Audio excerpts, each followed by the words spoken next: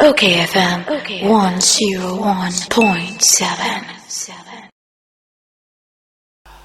Dr. Dubois Atrase Endpoint Homeopathic Clinic. Yeneno eba betwitwen kompacho yare bia wo yare no. Da ye nyina endpoint ene ho. Ka ho na tumilika ne kona womwa kama pa.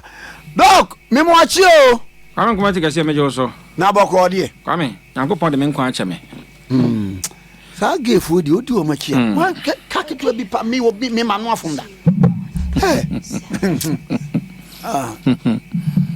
Maya Mwadio. Doc, Kwame. Now what you na point to Homeopathic Clinic what to say? Kwame. So the DBI see no endpoint there. Kwame say abaye Ghana a mine nyina a property ya. Kwame ya foforo a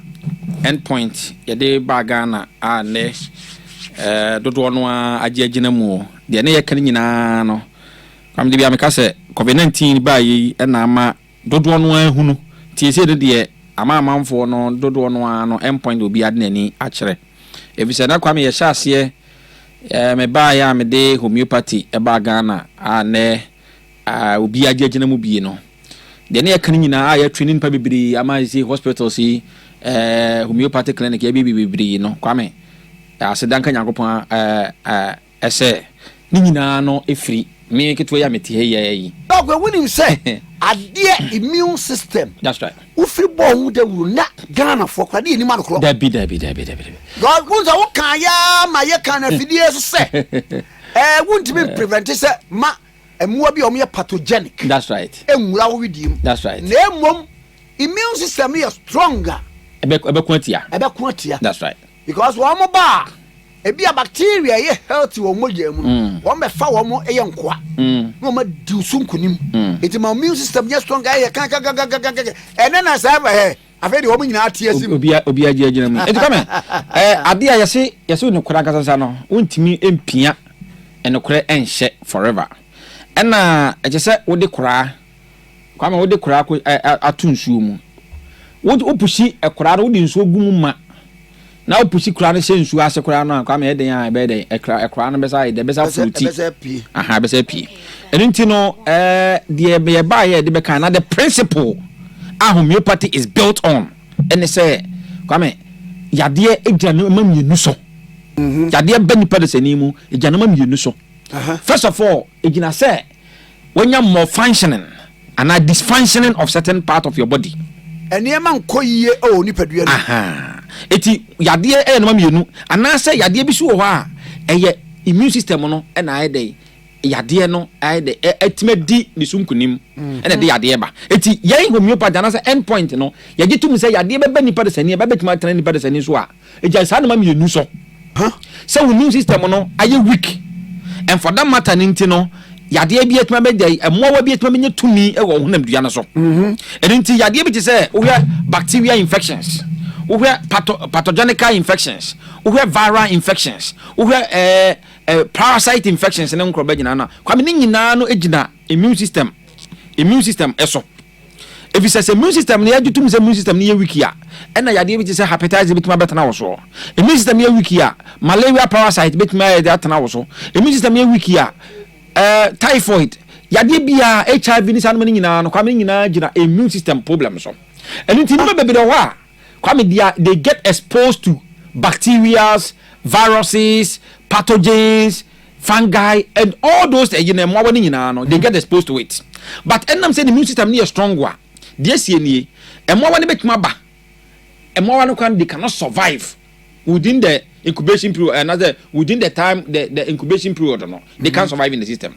And no be so an immune system will be so an immune system is strong. But the more never was sort of anwa, and more one make maba. But kwame said the enkadi effect no anke mo wane betimi asai e wo honam duane mu no o mutimi nyɛ saa de no e wo honam duane mu eno no wo ho eno nto we yade bi say typhoid, malaria, hepatitis,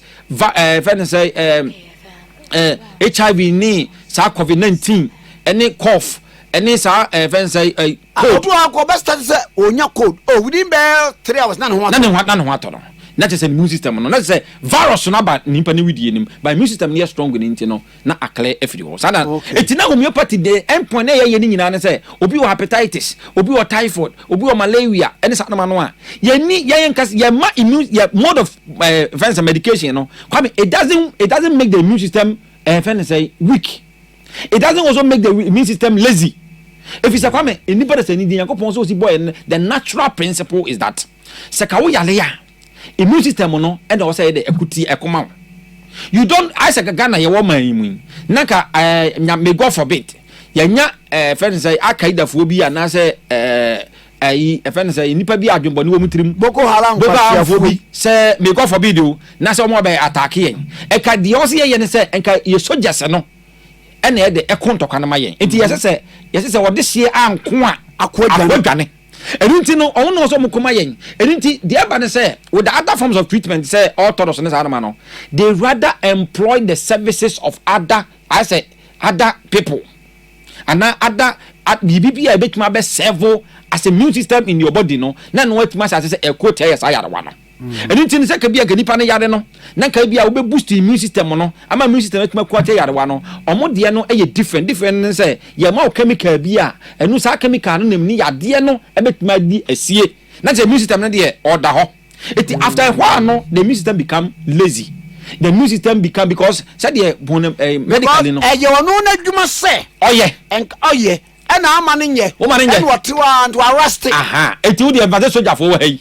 na bibi asi ni ama soldier fo yɛ enim sɛ ɔmo adwuma no sɛ ka sɛ bibi na mo soro ba yɛ wɔ flight fo hɔ ebi enam so a yɛ navy enam yi asase so a yɛ se army na kwame na sɛ enam asase so na sɛ ɔkɔfa navy fo ɛmo ba na sɛ ɔmo na yɛ asase so adwuma now no what is the essence of the army people no there's no you be any more but the homeopathy here they strengthen the immune system no na immune system na tuma kwati arwa anything na we orthodox treatment na kwame ye we ade bi wa orthodox kokwalebu a yes ade we de ntimi nsa yade we betuma sa if you say no me de ma no enu no kan no ntimi nyi yade ni mfiri ho but yade no ye nyintum say yade ye mo yade kuratin ye nyintum say yade bi wa e uncurable ya nyintum sɛ yadeɛ bi hɔ ɛyɛ onke deɛ nti aka saa ne sɛ yɛ mo yadeɛ din nya yadeɛ ne din kwa ne hia yɛn adekɔ hia yɛ kɛse ne sɛ immune system no ebia obi nya virus bi ɛdeɛ na betuma aboa ama saa virus na fi nipa ne dua mu sɛ immune system na anyɛ strong one boost immune system na anyɛ strong ama immune system na ntuma nkuan tia yarewa no a kwame you can never get rid of the saa yadeɛ no ɛnti yadeɛ bi wɔ yɛ lebu sɛ saa yadeɛ we say it cannot be cured kwame ɛyɛ one aspect endpoint and no kwan ya fa so ye ko yade another aspect no so ene say yesa gitum say another eye on say gitum say obi betuma yade a ege say the organ ni ba bi no aye more functioning ena ana say make say under functioning ya gitum say ka honam bia na aduma yi a all part of the body should be able to work 100% when there's a fall obi yare a that's right me fa say the kidney e kire say enima say yi fi e free ni body no no entimi nyi nsɔne moja so enti efia ka ne widie no enti obetimi ahohono obetimi sɛ na koma moyi a na kyerɛ sɛ entimi mpompi moja ne ye enko ba bia enti antimi ampompi moja amfa ne tim na oxygen antimi ankom no obetimi anya stroke that's right sani ye je ne tie enti ye gidisum sɛ yadeɛ bi most of the yadeɛ ne nyinaa no ɛwɔ it underlying causes ɛna sɛ obi o mba sɛ obi o yes obi o diabetes diabetes no one be an sugar was soro wo jo son tentem ne sotia na etie we be ma na ho odin kofom wo yo ba na sekeka no chese ekroto no ho emu da ne sa no mani nyina no se wo ma no bibisa metformin any insulin and as a dawlina kwame what you are doing in say okay adwumadie no a o se ka ne nipa de honam bia na kwa wa na o se ke produce insulin no what jai sa de na to emum na wo ma why introduce artificial insulin e de ma say nipa de ni no so kwame sa de en de o mun kese an say nipa no will be on that medicine for the rest of the person's life but homeopathy no and as endpoint no e hold different view ya de en say you cannot eliminate the function of those organs no because once you eliminate you have to be able to supplement and as also with me with me improvise the function of those organs also to me improvise now once you are going to improvise you have to do it for the rest of the person's life And the question is that what would you know? Which one do you want? The end point taken in answer diabetes now one. Okay, and ya dey say more dru a bit ma adron ne mamu e insulin. Now what that's for the rest of your life. Name me more dru a sa the organ no a wo say ke produce insulin no a enu ntie produce no. Now no o ma dru a bit ma correct sa the more function of that organ. And once that organ and as pancreas is corrected no. Kwame say anybody say no. No abet ma produce insulin ama say nipa no a ehia say obenum artificial insulin and also obenum aduro bi a aduro ne be play the function of the pancreas no. That is what it means. Eti ebedrum rebi no say pancreas no if it get corrected no say nipa say kwam ohia say obenum aduro bi ansa na why the sugar aba form obi a say obi na koma abo no yam hye ne tipae no ntimi na kwame dia ye ne say yam aduro a eye pressure ebi so pressure wo soro yam ma anti pressure depressant Nemo no ye hwese e dia protein na atochema ama pressure no kosoro. Eti the end point and the question is that end point no you say yade no what is the cause of the problem? What is the underlying cause of it? When in ye wisiri when you prusuo when you oposa eya wo ekekawo eya wo ya ema uti unya frontal headaches when in ye wisiri wo ade ahunu mienu no nko no ba. Okay there optician be ne say okay sa de na wo ni nti no e bia wani no enya adwuma say wa say adwuma 100% wo de na bia ya adwuma 70% eni nti ye ma wo lens bia ana space bia na ho de no e betuma supplement 30% no it meaning say kwame wo be ko so say lens no for the rest of your life na nya say wo hye keke say organ no enya adwuma no say beduru no bi na say so te eba 50% no a meaning that afidie no a wo hye na efense lens no a e provide 30% of when the vision amount no kwame you need to be able to top up. You top up the 20% before you get the 50%. And stand away what man clearly. Now the end point is when say yeah the answer yeah ma lens session. No no we try to identify the cause at the property amu anu you we say you glaucoma, say you cataract, say you myopia, say you hypermetropia. At the property no a this hard na ba na hia yen. Echi de wo hwe ani no a it was various parts. Your choroid, your conjunctiva, your lens, your retina, your optic nerve and so on and so forth. E bia on the function eh. It is obi or what such a problem no kwame not until say what me identify obi e glaucoma pressure dey be we say na ni so kwame so when timi am aduro a betima correct the underlying cause of the problem no and nti am the pressure no we na ni so no e kwosoro no a kwame you can never get rid of it why we are e bedu maybe kan nipa no kwakwahye lens ana kwakwahye surgical operation anase okwakoye operation wonani eti kwame de end point ne eka nyina no eja no ma mienu so ye say yade bebiri no ano yade mu fa no de ye mmoa ne de ba no ejina say nipa de seni no we make sure say yade ne kora ba wo so a de obetuma get rid of the problem say make sure say the immune system is boosted and yade so a ejina the functioning of certain organs be say diabetes, the pressure, akomayade, kidney problems and so on, prostate no kon no make sure say sa organ no anya adwuma no hwa de corona man sa de nya adwuma no make sure you tackle the problem from the root cause of it. Once you do that no kwame yade bia no wi ase abetwa say yade we say e uncurable e just say yade a kwame eden ya be lecture bi na dead bia no kan was something must kill a man something because be eden ele kum enipa it at a certain point in time no kwame enipa de say ni wotwo mutan obeden it because only according the father of homeopathy and the founder of homeopathy in the whole world, the friend said Dr. Samuel Frederick Kahneman onokrano he's no more anything no eden anybody say beko na mom kwan kwa mo be so beko any time when yami dia hihya ma wo no and say bra bebre na homeopathy say saade no we need to make sure say you don't go through that same thing it come and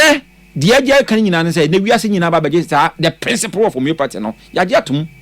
once ya atum ne de na oni akro no a odi homeopathy ba Ghana ha say ma Ghana ye be ka say the father of homeopathy kwame eye me ameti hayi ana say endpoint kofa ban no kwame ene na wo ba de ya na wo ba endpoint homeopathic clinic ye was Spintex Road Shell signboard Tema Community 22 Kumase Kronom Aboahia Techiman Hansha opposite Josbo filling station ena kwame ye obi so ewo Takrade Anaje Queen of Peace yakasa ya obi wo kwahye bia obeso obusa kwa obetuma fra number we say so 0274 23 21 0274 23 43 21 0274 23 43 21 0274 23 43 21 endpoint and nekra ye adwuma ye be chance ya chance yes 7 ye be pon 5 pm enti kwame over to you. Meda sepa endpoint homeopathic clinic Dr. Duwatin ye ne twetwe nkomo no wo question bia wo yare ho problem bia ye wia ye de number no be sa atodwa bia na emom frɛ number we yan answer wo wia ne de personal number na atodwa 0274 23 43 21 0274 23 43 21 0274 23 43 21 okay 101.7 doc and me pesa ye di ovarian cancer ehun enkomo na cancer of the ovaries na emani bebiri wo wa bia ne menses no kura emma owa na besene bibia kire se wonyem wu abekọ yesi han yesi kosua no a eze ke bedam yemo ema kosua no kura no ke edane ba no efia ba ifu akọ na kosua no se minyinsa ya no mata no makọ no adi no de ya no aba be hyewo enti ovarian cancer yeni unkom ye ka se ovarian cancer any de be sanse manti na ye cancer awareness month okay eti ye ovarian cancer wadama kwame me da sepa se de MC share bosumi yasi kwame ye din koma fa cancer ho bibiri ama omo a MC ato ye di kan din koma fa cervical cancer ho ye din koma fa breast cancer ho ye din koma fa prostate cancer ho enende ye no MC last week she din koma fa bibi cancer stomach cancer ho no cancer foforo bia because cancer na me kire mu say your cancer over 100 types of cancer cases in the whole world na mu ba ko eso ne ade be kan say ovarian cancer na kwa me ka ovarian cancer no a na se kire nyina nie ovarian cancer eye cancer bia eye kokram a eto oba ovaries mu kwa me yo se ati ase oba pe ene wa ade fe say ovaries sa de ka say be ma pe ene ade a be ma pe na wo organ bia because of prostate no sa so na oba pe be ma bia nu wo ovaries e ma pe ene wo ovaries na ovaries no de eye nie kwame ovaries no eye organ bia eye mienu oba produce oba wo 2 ovaries na baako eda awode no ni bonkum so ena baako so eda awode no ni nifa me kiremu yi a okay ete se a lawyer for no wuzi ya no am this scale asie anasa me de menka scale scale wuzi ya na baako da bonkum na baako da nifa na de so that's right sa na tie ovary no ayese as a crash ya bona sendua baako se no baako se sa pepe na ni die esie ni se kwame eno no ovaries no ena ma oba eba ye no ewie peye ena ma oba etimi ewo ena na ma oba etimi ovaries no dey produce no anase hormone no a make up the ovaries anase hormone no a ovaries ni produce no ena ma oba etimi de eye fertile ena ma oba etimi tunkosua ena ma oba etimi etugosua no a be ma hunsuo etimi de ebe fertilizer no ema oba no etimi de etimi take seed anase etimi ewoba ema na yeye ovaries no aso no ena kwame sa hormone no e produce no ena etimi oba etimi de ema oba etimi menstruate eni nti oba betima menstruate a eje se wo sa akosua no efe wo sa ovaries ni bi oba betimi awo naturally a ene na ye wo say technology a dey aba ananim dia kwa anim kese a oba entimi eni ovaries kura no a kwam yetimi yetimi ya artificial insemination ni sa no mani nyina no yetimi ebi ma no na momo no naturally no so oba ebeso wo naturally a so obese bia one be ma eda na awo a je so oba wo ovaries nti oba wo ni ovaries no kwam ontimi nwo naturally ema ne nyede ema ne nti me kai se ayi obi nya ectopic okay ema yesise pai wo okay nti wo mutwa ovary ni baako okay doctor no kwa ka kire ni se we ni nya strong anhwa wontimi nwo yes nti ne kese se according to kwa no wo mzi ne so go bu ni nsa normally a this go bu ni say 2 months saa no omo keka no nam se oviri ni we oviri pa ai etene na kwame nti bo sa afi bia every month bia no after 28 days bia no one of the ovaries no anase both ni nyina akra tibi tukusua ene na bo so bi wa tukusua ni mienu nyina no a ene na bo so ba na be ma hu so besia no a na wo bibia be ka se otimi ewo a wonyim a na wotima ko bi a onyim be tu obi wa bo so enkra na wa no twins na bi fatena because from different if kusiana to ye no ba ko from nkum ba ko from nifa nti omo nse ba bia na se ba de a wo be we se ne be ye ba ko be se sofo na ba ko aso no afia na se ko ye se bia kusiano ebia eto free one ovary sipe na pie mienu so hu ena be man ko so be sia na dia ene de obetima ye de obetima wo obewo twins ne mo be de o be se because ni nyina no efiri identical ni nyina efiri kusua ba akom sa pepepe enete etu oba bi a won to kusua bia no kwa me owo a enye yie e man enye na de asie ni se ka se cancer abamu a kwa me ye say the basic unit of every organ no ejina bibia ye kan say cells eso eti de nipa duara sansa no the fundamental unit and as the basic unit of every human being no ejina cells so ekwan ya nipa de sani be form ye kra no kwa me ejina cells so na cells no a ejina so no de sie ni say within by 3 days to 14 days bia no depending on the type of organ no cells na ewu mu no kwa me etimi a die off ewu na foforo ayede a replace nda ye se wo de no ovaries no the cells no making up the ovaries no se eduru se e se ewuo na kwa me se enwu a na ayede akwakoye abnormal na aye abnormal no na che se kokoram e na ayede ahya se ebe mu no na kwa me de man ye hu ni se kokoram se de bia meka no me se de kwa kokoram eye hu ni se kokoram no organ no a ekuro anase eyi no kokran ba betomu no enya no pe abnormality ni wo mu no enya no pe na enya wo na esay other surrounding organs esay ebi awode esay fallopian tubes esay kidneys esay yam esay enti na spread fa honam dua ni nyina enti kwa me ka se ovarian cancer no a na je se kokram a eto oba enkosua eba saa kosua eba eto kosua ni mu a chese ese kusua no na ese umuja ne ese wonam duane nyina no ene e beka saa oba no wanya bibia beka no se ovarian cancer na mamenwe ene mamenwe adie ovarian cyst ye de hu komo ha ena ene ye ka ovarian cancer difference woni mi enu ni sei come medase intelligent question obi pa yaka ovarian cyst no a yaka cyst no eye se oba ekusua na woto no ensuo abegina kusua ni mu ana abegina kusua na ho ene beka saa oba no wanya bia beka ne se ovarian cyst na je se ensuo na abegina ho ana ensuo na abegina kusua ni mu ne ka se obi oba ovarian cancer dia na nyi ensuo keke na abegina oba no kusua ho na mum na edai kokoram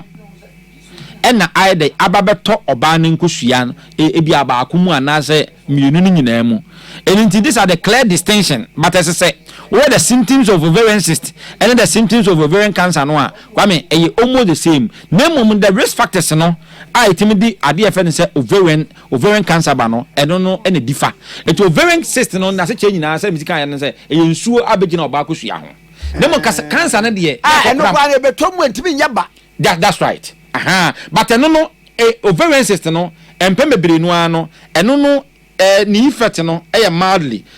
mild say ne de betima ya ne say emma awo enye de emma ba cancer de betimi eku ba cancer ne de ebetomu a kwame in fact ovarian cancer kura no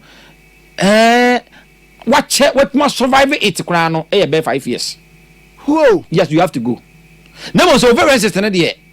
enso na begina oba ne kosua ho enti awo e just say bia the complications of ovarian cyst no eno kwa intensi ene ya na takum etimi kum ema etu hwe obi a enipa be 1000 enya ovarian cyst ya ebia kwa me mu be less than 10 ene betima wu. Okay, less than 10 enipa 1000 more than less than 10 ene betima wu mba obi nya ema 1000 ekonya ovarian cancer no a kwa me more than 990 I just say more than 990 ebetima dey within by 5 years o kwa me omu nyina no omu beko Anything no a difference no any a year or no kwame. Na mame fa number into dwa biem koma ye twin se wo adwenkyere bia na sa wo question bia mpacho freeway number we 0274 23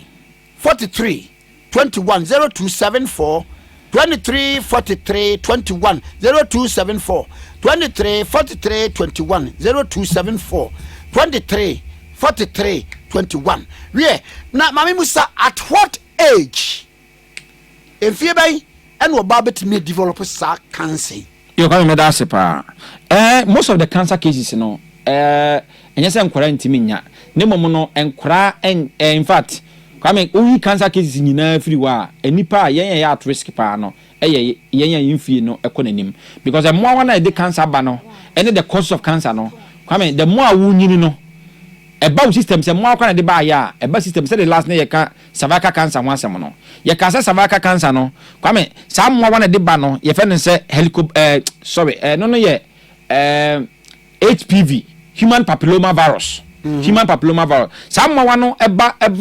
acquire some one a kwa betuma tan mu over 15 years. Ansa na dey etimi dey sa dey number. And now we prostate cancer kra so a be ma wonyini no na prostate no so enyini. Edu yo mo a omunya prostate cancer no a e yo mo mfie no kwa me ekonanim. And na the more a wonyini no na the risk factors of cancer no ansa no na nipa dey sani no wo ye more exposed to the risk factors. Etinkura entanya sa dey na yempanyimfo enya sa dey no. In any case no if you ovarian cyst kra no so obi mu ni nsa ontimi nya ovarian cyst ma nye and na ovarian cancer no so no de ma hunyina ne say gise oba bia omumfie no kwa anim 40 50 60 70 years no and ya no mutanya sa dey fence cancer no na mum no e sha say develop earlier but ebe full blown cancer no na kwa me say ni person no na wa hit bia be 40 years and above etia na empanyimfo na tanya sa dey no mami musa edie na kofa ba obatin ba bi edie na kofa ba kwame your risk factors etimi de ade fn say eyi because yen said any one identified ade because obi obenya ovarian cancer bia na de ba ne mom no ye some of the normal bia many person standing high risk of getting ade fn say ovarian cancer no first of all no ade de ba ni bi no old age by virtue say oba unyini say dem kan say cancer cases ni nyina no mpe mebre no anu unyini a ena ya na otiminya sa ade no ena kwa me ade so timi di ba ne say bibu e be kan say gene and say inherited gene mutations eno ne ya na mpe mebre no anu ye peke ewo ye parent ho ena de you know and say family history obi ho na na busua mu na obi so anya sa ovarian cancer ni bi eno no bi ewunya hu sa ade no a na ma na intintia ewo endpoint kwa me obi so okra no a na estrogen hormone replacement obi ho na ne hormones no estrogen no anase sa ne hormones no very low anase o produce less of that na o say ebia ye expose no na say ye ma no sa hormone no yetimi replace the lost estrogen no ekoba sa nso a no pebebre no ano so no eno so timi de sa de ne ba ena kwa me ade so timi ne ba ne say ema obu o mo nsa entem oba obu ni nsa entem eno no o stand risk ena oba so a odu menopause very late so odu menopause so na say in fact obi ho a 58 enyina na kwa moda so obu ni nsa omo so no o stand higher chance and oba bi wo so a ebia below 12 years na kwa mo so wacha se obu ni nsa eno no research bibiri che se ema omo no eye more exposed emeko omunyini no ema omo ye exposed to sad ye be kan say ovarian cancer no ema omo ye into come ubusa me these are some of the risk factors here it immediate difference ovarian cancer no ebe so nipa boye se me oba na me wo ho abeden me hu se me develop sa ovarian cancer bi yo kwame me das pa the symptoms no any ovarian cyst no kwame esepa said the o say can say ye di hu komoda ka say obi nya ovarian cyst ya bi wa bo say wo ni be ma hia na be ne ba ni mu ote yaw o ni be ma ni hia no bo so ote yaw ni kwa say ko ote de no bo so no ote yaw ye be ka say die so kura nsu bia painful intercourse yes and I was na ya say ye ne ya na ne sire mu ene ne ties nyina no so eye ne ya obi o kwa bo se timma na ya ase anase ne chi ne pan chi nyina timi ye ne ya obi o kwa ne breast no so otimiti ya wom ena bo so bu ha ovarian cyst anaso ovarian cancer no kwame e sha ase so atim ma obu a ne bofono no na ofefefefe wo ye bi kakra bi aboso wabre na nakoma e bo ne peri ohumi ansi so eno so timi kokoye ni bia etim ma oba bebere no so te etim ma that's unexplained weight loss bebere no so anu mutimi to omo obu aboso otimi nya bibia fense loss of appetite eno so e ya de obi o didi kakra bia na wamen na ya ase bibia be na ya ase kutu eno so e ya de ho obi aboso titintesuo obenya sign bia kyese wonyam eso be wan say e bia na ovarian cyst na say ovarian cancer ni bi na kwame eno so e de die ana obi o kwa titima na furu eye kutu ase de mframa ginam ana say onya swelling abdomen kwame we mu nyina no ekokoya ana so ne be makura hia wi abose moja etimi ye de edi achire ana say otimi e de eti yaw a kyese wo hu say yaw no explanation bi ani ho saa kwame ni nyina no etimi kokoye signs of ovarian cancer ni bi no so the same signs no etimi ma ma bebere no so etimi kokoye that science ya kyese bia oba no ovarian cyst kwame you cannot we have ovarian cyst science now we ovarian cancer no kwame you may not be able to detect untimi for adwen enkyere kekese me wo cancer cancer na minya nemo especially so unya all these signs no na kwame wotwa bra eni kwa so wotena so nkora ena so untwa bra kora so a eni kwa ye nkase bia ye cancer na bia onya na ebi so a na ye bibia fe so ovarian cyst no a eno so kwa betimi ade asiwa wo ho kwan eni nti kwame yade a we ni basic some of the basic signs ya ema bebere no ano etimi face ede ne ma cancer whatever its form kwame de ma ne yehu ni say titi ovarian cancer edi hu komu kwame de ma cancer ehu ni say first of all no say dem zika ye no so obi nya cancer enye organ no a cancer na ba mu nko na enya eni nti kwame so obi ani ya ne ya wo glaucoma wo cataract wo myopia wo hypermetropia long sightedness short sightedness bi nyina ne say ewani na ehunu ebehunu asam the effect no ebia ebetimi kwa wani afira kwame wani ni pe na afira wadwen ense no ense umuja ense huna baabia okay so bi work ebia kaka wo se no no wanumu na kwame ebia wo penam bia we wuntimi nwie na mum no enkonko sei kidneys enko sei wuyam ense umuja na mum yi eno ye yade na mum no we de man ye cancer ne dangerous ne say obi akonya ovarian cancer no enye ovaries no pe na enya wo fallopian tube no ehun beka awode no ehun beka service no ehun beka oba ebia uyam no manyina ko betima sey no ebetima sey wo kidneys ebetima sey wo liver enti no eda sey asase no na spread I said ye wo bushfire baby a awo na wonye ye fense fan bet ana se bia yentwa yanyi kwan to ho entoto ho wo shiwafu na kwa munyi kwan to na obi susu afu da wo de obi ne wo ehye border na no so aye dry kwa me se ejatom se ekwa spread so hu se de wo de kerosene agu ho ana se petrol agu ho na wo twa jatum a kwa me se wantimi an kreti baby a na se enoma bemben ho asa na nyina ehye no so sa pepe na cancer so etie ze ade de ma cancer ye dangerous and deadly and say enye organ pe na enya sometimes no se ye hu ni ntem ye anyi sa organ na mfiri wa ka hu ni say other organs ni nyina no will be affected and your blood and bones ni nyina will be affected until within a short time 5 to 6 years kwa mo ti say then you sika say then you have to go ye betimi a prevent and ye betimi a treat kwa me the only way of preventing no and say Ghana for ye say suban na ye hunu say hospital no a part of us say the kwame ye come de ye koto aduane bedie no saa so na nipa de sani ye body ye hunamdua no ye system say the car ye wo car ye timi de car no ko workshop say ye kwakọ ye ebia wutu kwan o say bia wo de car wo car ko mumemi ase mame munye munsa oye mame munsa gia oye mame munsa car no oye mame munfa nsuo mu no saa na nipa de sani so ye tie so hu eni to kwame once yedidie ne ye nom na ye da ne ye sori ye kwa adwuma kwame the also ye tia se say occasionally no ye subject ye ho enko hospital ye nya daage en na kwa de me de say empanifo ho ma anim kwame o ma take health very serious o in fact oba em point empanifo o ho na 6 months wa frɛw dog wo around me person be medical checks covid ba ye na nkrofo hu se owuo ben yen pa eni nti no omo mu obi mpokura no kwame omo no sonson omo ho check omo widie mu a na kwame wo a woni bi very important say yenko yentu anamo mra endpoint ntem na yade ho ye no yetimi aye because obi ka se minisika kwame ye ne endpoint ye de ye na fofofu yesi ye pese obi a ye obi nkoma excuse say kaminya meba enso minisika nti no kwame de aye na de wo ye serious pa so ba endpoint there you can come because your card they say 40 Ghana cedis more than 5 years kwame yentu mu da ye nim say normal kosoro ye say ba kwame ye de maintain your price say ye pese ye yama Ghana fu nyina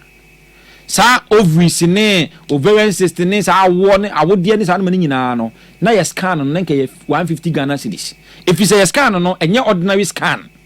4D Doppler scanning machine opa wo na kwa wutie bia gogolo phone so na hwe ada ultra scans no bo the difference ebi ya de ne colored one yes sa scan na be ye wa wodie mu nyina no kwame e free of charge ye nyi sika wo lab 150 Ghana cedis ni a check wa wie na bibia ni wa ni ada wase yes oni nyame nko ni a chekere wo se no ma betwe ho afiri ho a e ma wo nkonya yade bi bibi ho so a yenka say ye hwe 3 months 4 months 5 months 6 months it kwame twes kede nyina to one sana ya hwe da bi ye nse so to for modern and into the end point ye ne say ye ma otua usika no e bia usika ni nyina besi bia be 1000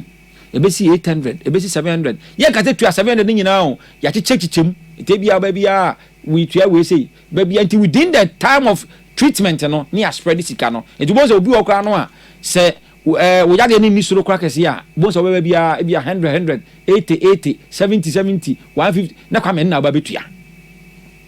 sa na memma so a ebia obi wa odwonso be mamu ye enne cancer yi ye say from next month na sa na nyina atwam ye say be ma bia odwonso be mamu ye ya emu hyehyew odwonso ne mu apa mienu wo chema sa na wadwonso odwonso ne mu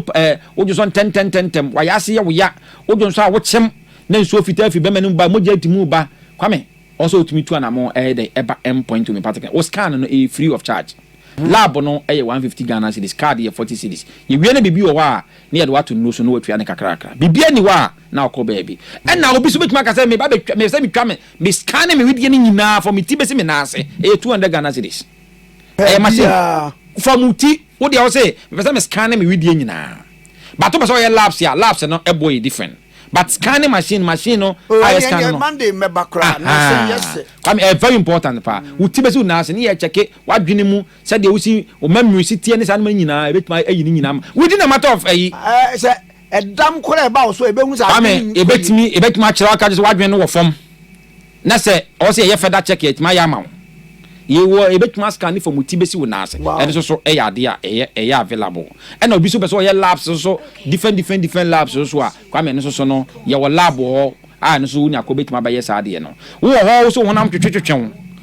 asa na se chechew o widiem bi wo widiem o kwa na akwa afafa honam hyehyew unza wo kwa ase wonan hona ba bia otitriti wona magene waposo nyina ya wo ya eno so no oba endpoint ya eno so no ye betimi ayedai ahwe saade no e de amount ntime no ni kwato tenasema stroke ye dey e sign of stroke ni kwato tenasema na bechewo obi wo so kra so a bonso wakasa na nka e di akire halitosis odidi na dwane jeja ne bo hyehye no eno so no oba endpoint ye be ye screen ya hwe obi frɛ me wo se na onya testing this ya se na oye masturbation ono atwetwe ne be ma ho na ene wawie wajai sa ade no so odwonso anso di akire na empem bebre no ene so wazu antwe watia ma pipe no wo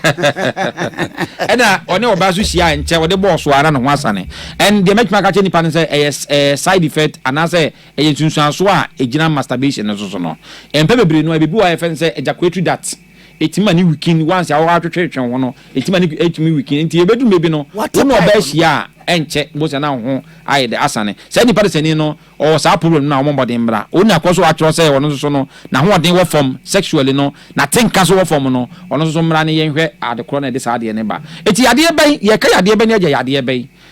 bomodin say obetuma tu anamo aba endpoint homeopathic clinic. Debi ameka say don't say homeopathy but say endpoint. Don't say homeopathy but say endpoint. If you say endpoint is homeopathy, homeopathy is endpoint. Come here, your Spinters Road Shell signboard.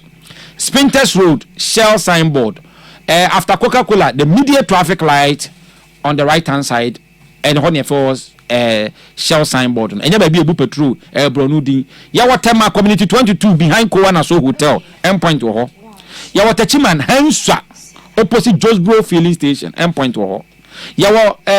Takra de Anaji Queen of Peace behind the police station. Endpoint to her. And I will be so ewo Kumase Chronom Abuehia. Chronom Abuehia behind Angel School Complex. And also endpoint to her. Come here from 7 a.m. to 7 p.m. Only on Saturdays. And you shall see 7 near upon 5 p.m. Come in number TF1 no bet me Eddie Afreno. Me amede me personal number so betu dwa. Me personal number ni 0244 86 7068 0244 86 70 68 0244 number no be yo endpoint homeopathic clinic Dr. Dubois number ni 0244 86 7068 0244 me pacho obetumi afrese sia 0244 frese sia 0244 86 7068 0244 86 70 68 0244 86 70 68 pacho meeting last one ti mo friend say ya na kire wodi no kire no enye no nko diabetes no kire wasem kire no me pacho epilepsy no kire mu kire no me pacho enye no nko wani yare no kire mu kire no ulcer no wodi no kire mu kire nsa ne esitie pa kire mu kire no mpacha obibi ne wo stroke ana satisai kire mu efa kire Dr. Eduboaten ne tu ana manko na awie doc me de me kase ba wie no na me kase say yen nyina into na momra endpoint we particularly me fie ya me kwa adwuma mu na me chia madam fo baako a wo ye cardila ewo rage outside e fen Frank Opokus Botus Frank Opokus Botus entino bro poko e top ba ka bia onya bia na wo den aba Frank Opokus Botus me akura me ba bra me ka no acho 09 oh debi say me bana o ya me fine pa ai Okay FM 101.7